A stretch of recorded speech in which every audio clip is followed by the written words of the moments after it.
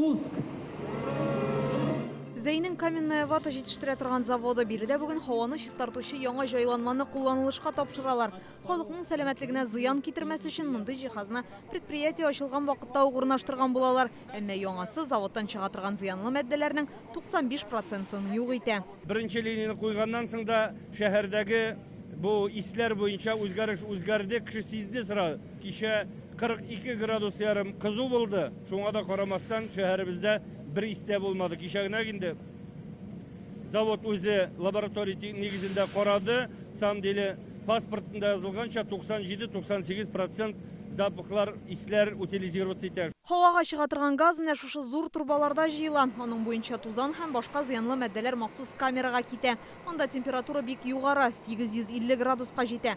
Ул тәүлек әйләнәсе эшләп тора. Нәтиҗәдә һавада кеше өчен зыянлы фенол да, формальдегид та калмый. Чистарту җайланмасындагы детальләрнең 70% Россиядә җитештерелгән. Оборудование, произведенное в нашей стране. Үзебездә җитештерелгән җиһазлар чит илнекеннән бер дә ким түгел. Моны җайланманы урнаштырган хезмәткәрләр дә искәртте. Детальләрне Екатеринбург, Чиләбедән кайтарттык.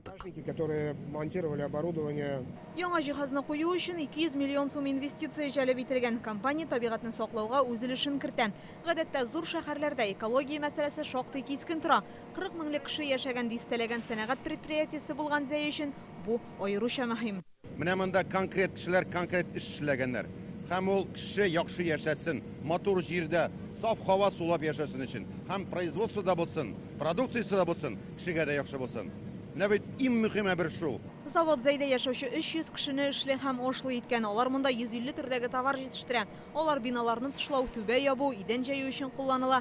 Предприятиедә табигатьне саклау проекты алга таба тормышка ашырылачак диләр. Һавага чыга торган зыянлы матдәләр күләмен монда гел тикшереп торалар. Инзилә Хөсәенова, Алия Хәйретдинова, Данил Филатов. Яңа гасыр каналы.